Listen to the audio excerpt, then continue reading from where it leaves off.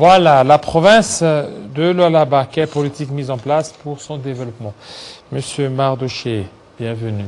Merci Jean-David. On a vu une marche organisée au niveau de Lualaba. Ça, c'est bon, une marche, on dira. Déjà, vos détracteurs disent que c'est une marche improvisée, une marche pour faire un peu beaux yeux à Kinshasa afin de vous maintenir.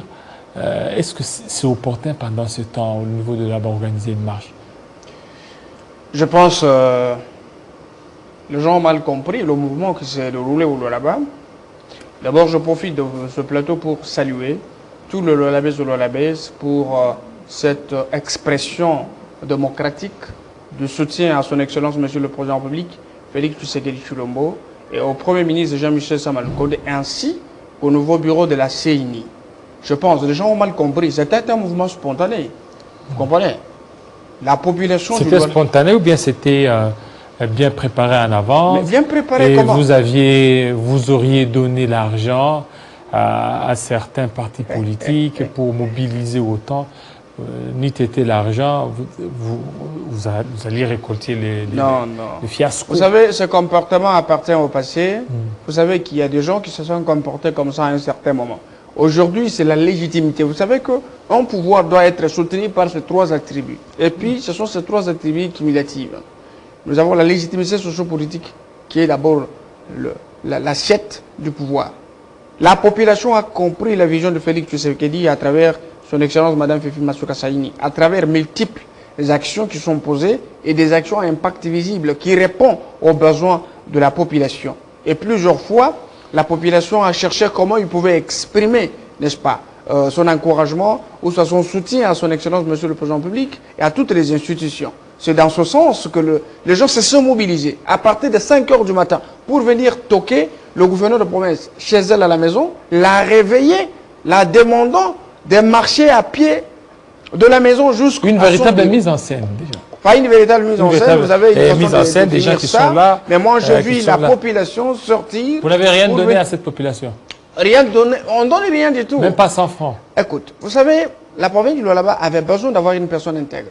Une personne qui c'est Fifi Masuka. Une personne qui n'avait pas besoin d'acheter des consciences comme c'était à l'époque. Il faut donner l'argent aux jeunes. Quelqu'un qui a passé 5 ans à l'université pour venir bénéficier de 3 000, 5 000 et chanter quelqu'un. Non. Les gens sont sortis de chez eux. Je pense, tout le monde est surpris de voir la population aller réclamer Masuka à la maison pour faire le pied. 5 km jusqu'à son bureau, réitérer le soutien à son Excellence, Monsieur le Président de la République, à travers Fifi Masuka pour de multiples réalisations et des avancées enregistrées dans la province du Lualaba. Quelles sont les réalisations? Chaque fois quand je vous reçois, je vous demande toujours les réalisations de Fifi Masuka. Parce que depuis qu'il est là, tout ce qu'elle est en train de faire, ce sont les œuvres de son prédécesseur. Non, Jean-David Kulolo, je dois être clair avec vous aujourd'hui. Je pense que je prends la population à témoin et je prends aussi toutes les autorités, que ce soit même les institutions provinciales, à témoin. Plusieurs fois, je vous ai dit que la gestion de Mme Masuka, elle est tripartite. La première partie de sa gestion, c'est d'abord la délivrance de la province. Donc, dénoncer le mal sous la gestion de l'ancienne administration. Je ne veux pas parler des individus. On a parlé des détournements d'argent de fonds de l'État, les fonds qui ne profitaient pas à la province, qui allaient dans les postes des individus. Et c'était un circuit le plus masqué, personne n'était pas en mesure de dénoncer. Masuka a agi à une véritable républicaine pour dénoncer le mal, et c'était la vérité. Ce n'était pas un acharnement, ce n'était pas une chasse à la sorcière, ce n'était pas de la trahison, c'est juste agir en républicain pour la gestion des institutions. Chose faite, l'UGF a élaboré le rapport et le gouverneur de Mouyej a été mis en acquisition par l'Assemblée provinciale. La deuxième partie de la gestion de Mme Masuka, c'est l'organisation du fonctionnement des institutions. Donc, l'évangélisation de la vision du chef de l'État Félix Tshisekedi à travers la province pour que les gens comprennent l'importance de la vision du chef de l'État plusieurs fois diabolisée par l'ex-gouverneur et son gouvernement. Et les gens ont compris. La conséquence de cette évangélisation, c'est l'accueil qui était réservé au chef de l'État. Et aujourd'hui, ce mouvement spontané de la population qui sort de leurs réserves pour exprimer le soutien indéfectible au président de la République.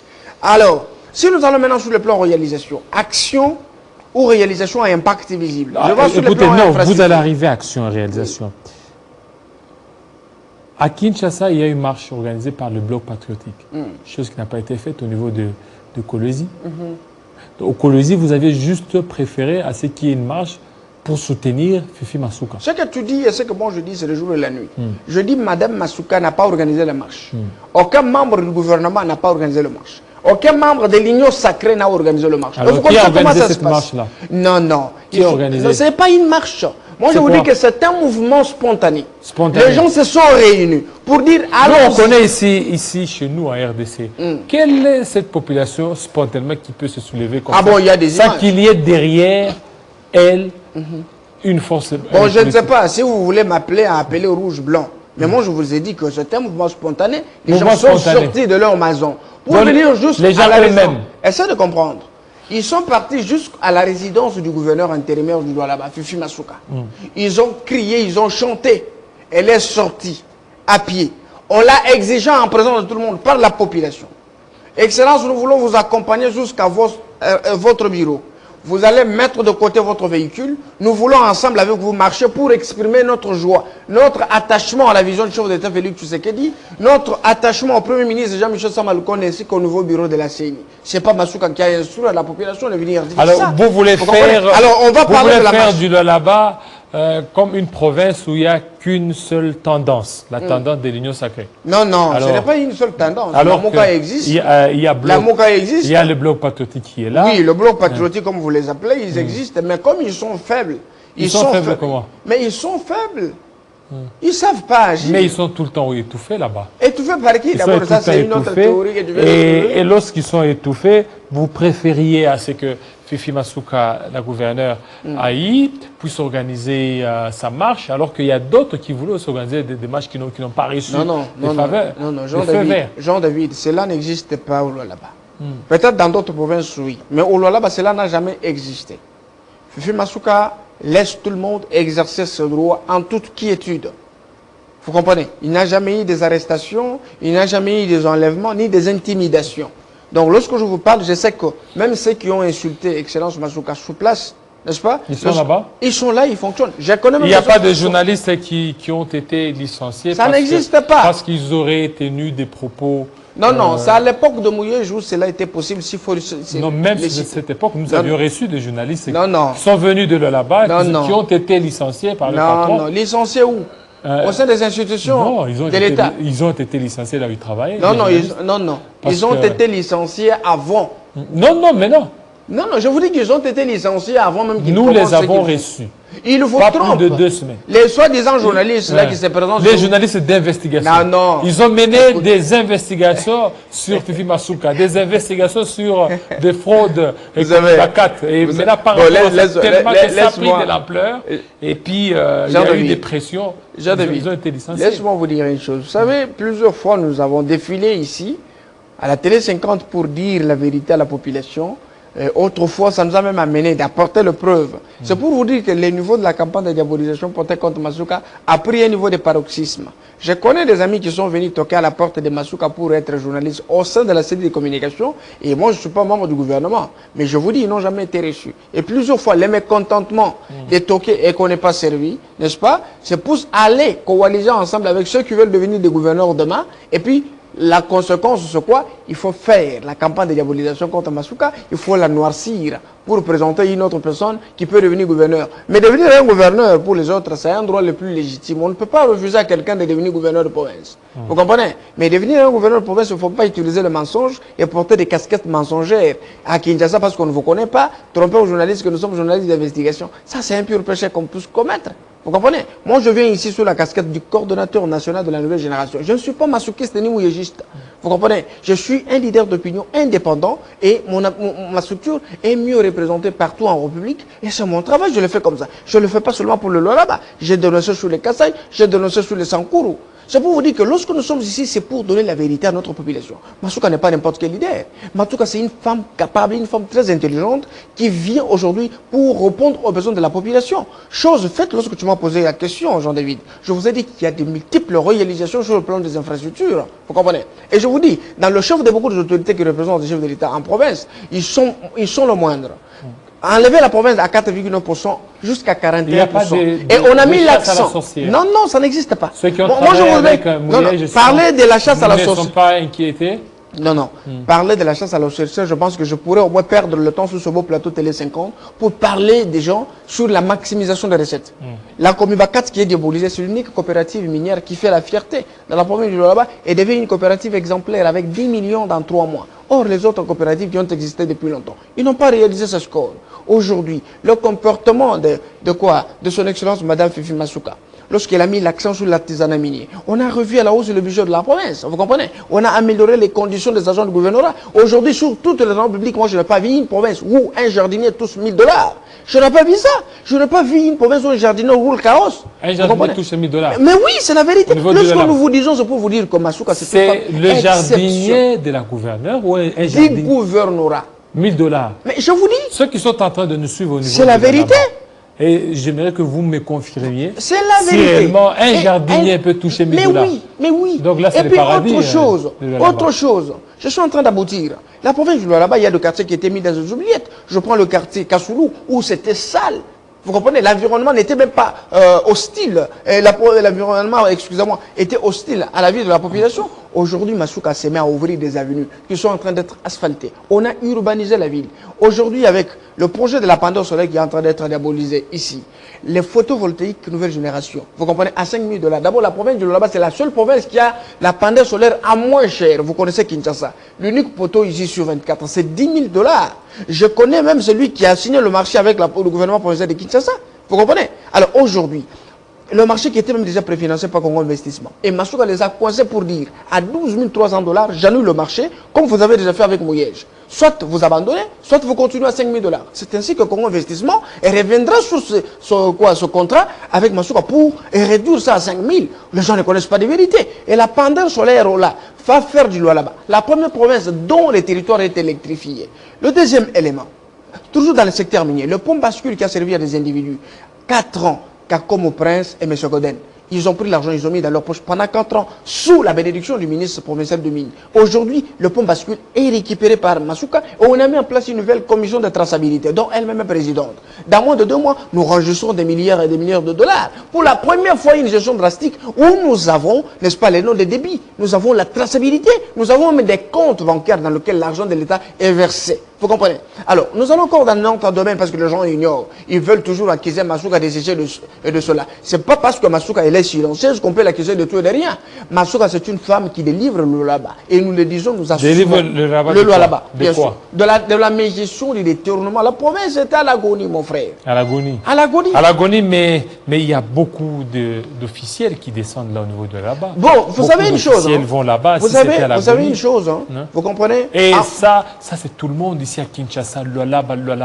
Bon, je n'ai pas vu dans la loi de notre pays, même la loi sur la libre administration de province, même la constitution, ou la loi, la Sénat juridique congolais, où on a interdit aux officiels de descendre dans une province. On n'a pas interdit. Vous comprenez? Et si on peut parler du détournement, c'est-à-dire les agents au sein des institutions qui détournent l'argent de l'État. Et lorsque... Oui, je voudrais pas interdit, mais pourquoi seulement le Lualaba? Il y a beaucoup de provinces. Il y a Maïndombe, il y a Sankourou. Pourquoi ne pas aller là-bas? Parce qu'ils savent qu'au niveau de là-bas, il y a des miettes. C'est parce que vous ne vous êtes pas mieux informé, Jean-David. Je vous dis, à Lubumbashi, il y a des gens qui vont à Lubumbashi. Au Nord Kivu, d'abord, il y a aussi la ville du Nord Kivu et de Bukavu, c'est très propre. Vous comprenez? Alors, à Goma, c'est propre. Les gens voyagent tous les jours. Mais je n'ai pas vu les gens brandir les caméras. Mais tellement que la gestion de Masuka, c'est une gestion qui donne de la vertige aux gens qui n'ont pas bien géré pendant 5 ans. Et aujourd'hui, vous voyez que les ressources, n'est-ce pas, qui servaient à des individus, Masuka est parti fermer le robinet pour les canaliser dans les caisses de l'État. C'est ça la cause de la colère. C'est pour vous dire, le chef de l'État, Félix Tshisekedi, agit positivement dans la province du Lualaba à tous les niveaux.